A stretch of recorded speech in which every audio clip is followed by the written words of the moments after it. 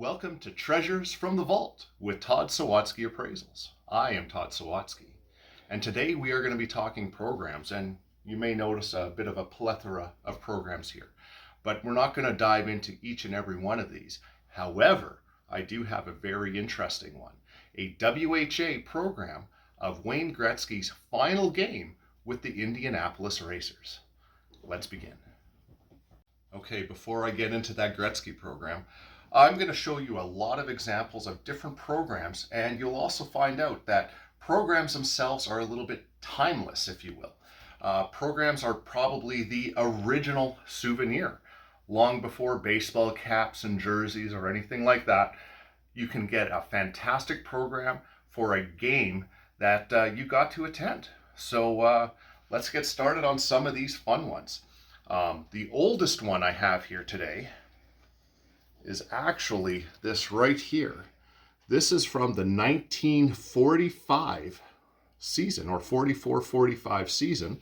This is the Toronto junior team, or not the junior team, the minor team. And you can even see at that time 10 cents to find out all about your favorite team. And what I love about programs is it literally takes you on a journey. You can find out who's playing. You can find out different articles and advertisements. OHA senior. So there we go. So there's the schedule from back then. And it's just a lot of fun. So, of course, 1940s, you're not going to have the big, interesting advertisements that you'll probably start seeing in the 50s, 60s, 70s, and of course, even today. But you know, it's not just hockey that makes these programs. So here's a fantastic, I got this wonderful little stack here. Back in the 1990s, there was a team called the Winnipeg Fury, a professional soccer league. Definitely not at the same level as what would be considered the MLS today, but a fun little keepsake and kind of a time capsule from back then. Here's a program from the Pan Am Games that was in Winnipeg back in 1999. In fact, that's, I think, even the ticket that was used when I saw a baseball game back then. But a really cool thing. And here's CFL football. We have NFL football. In fact, this was that Buffalo Bills game that was actually played at the Rogers Centre here in Toronto, or up in Toronto. And of course, you got minor league baseball leagues, you got different major league baseball leagues, and these are just a couple of the examples I have for things that are not hockey. You also have different tournaments. Allen Cup was held in Steinbach, Manitoba back in, when was it? 2009. Interesting thing, Theron Fleury played in this tournament as a member of the Steinbach North Stars. You got IHF stuff. The World Under-18 Championships. The World Junior Championships, or you could call them the Under-20 Championships. Now you have the World Championships.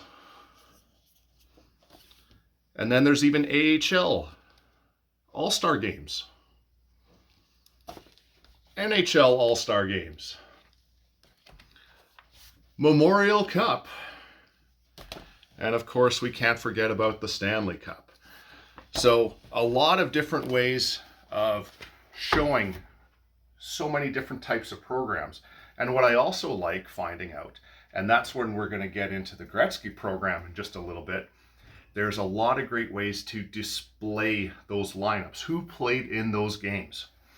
So for example, in the 99 World Junior Championships, here is the game day lineup, December 29th, 1998, when Slovakia was playing Finland. So a lot of great players actually made the NHL from that tournament. So a beautiful way that this was done. A nice little 2-page sheet. Of course, you can also see other ways of doing it.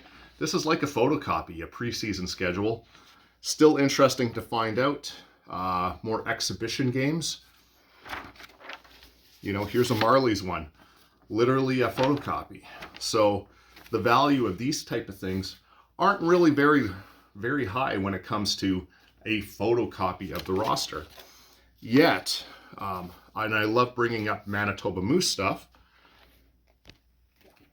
Manitoba Moose did it right, especially during the mid-2000s.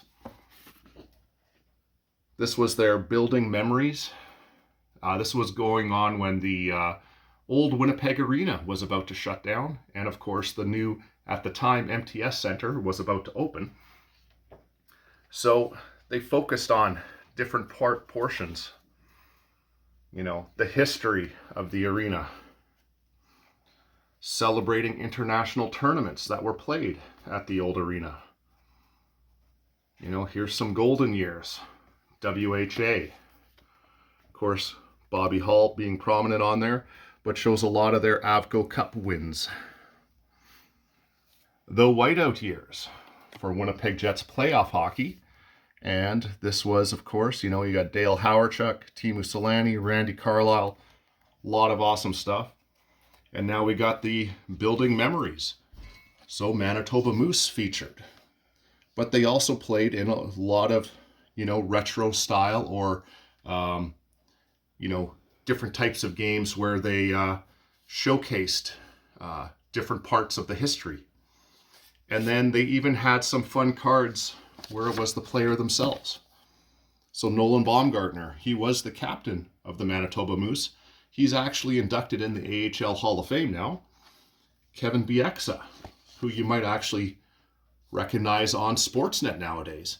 But he started off in the AHL before he had a fantastic NHL career. And then here's another Gretzky item. This is a lineup card that was distributed at Madison Square Garden. This was Wayne Gretzky's final professional game. So a very cool lineup card. And we're going to go back to Gretzky one more time.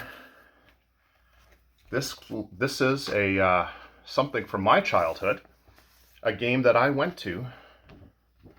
It is a lineup card between the Winnipeg Jets and the LA Kings.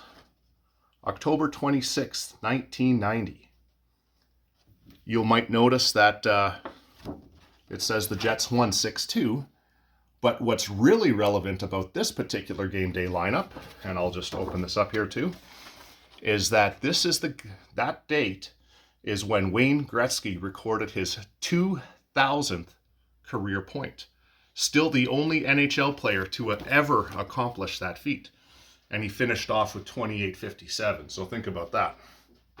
So that's a lot to digest in a very short period of time.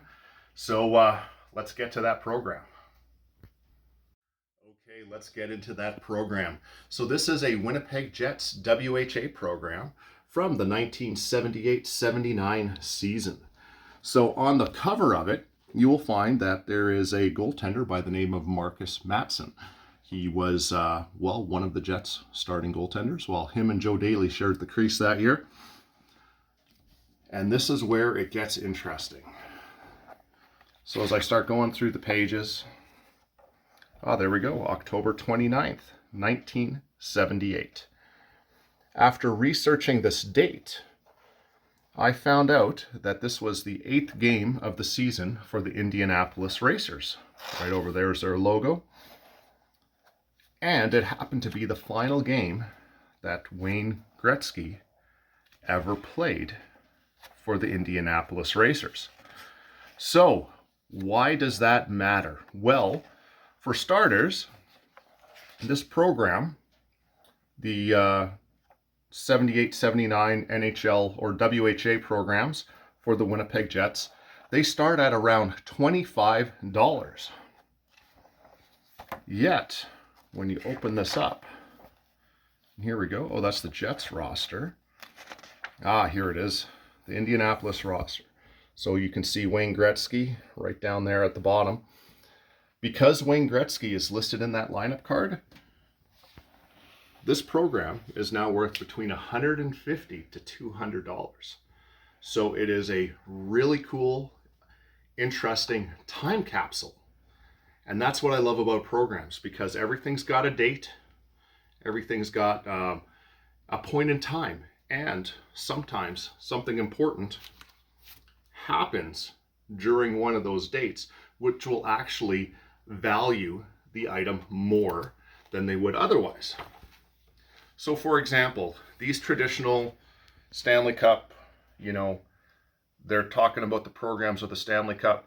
You're looking at probably a $10 to $15, especially secondary market. Maybe at the games might have cost you a little bit more, a little bit less. So different tournaments are definitely going to have different value. So some of the bigger tournaments, $10 to $15 is quite common. Some of the lesser programs are probably in the $5 to $10 range.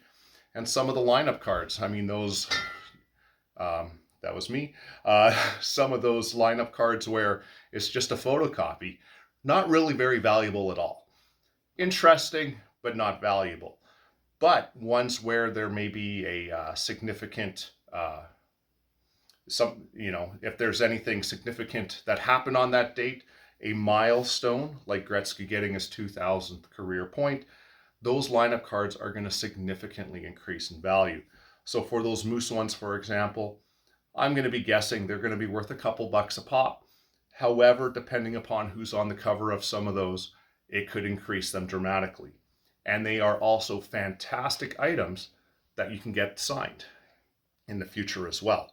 So if Wayne Gretzky had this one signed, that thing would be worth a whole lot more.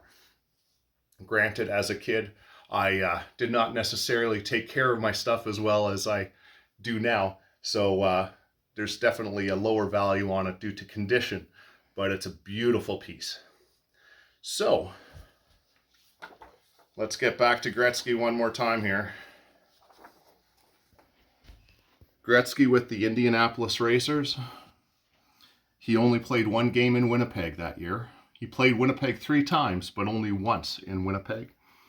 And number 8 game of the season for the Racers, his final game with the Indianapolis Racers. So a beautiful, not only beautiful collectible and keepsake, but a nice little historical significance, all at the same time. Thank you very much for joining me on this episode about programs, in particular, Wayne Gretzky's final game with the Indianapolis Racers of the WHA. It's a lot of fun going down nostalgia lane and thinking about all those time capsules that each and every one of these programs provides, especially when it takes you back to some cherished childhood memories. For everyone that has liked and subscribed to my page, thank you very much for doing so. If you have any comments about any future videos or even on this video itself, please feel free to add them. If you have any suggestions for any future episodes, please feel free to either comment or send me a direct message via any of my social media links. Until next time.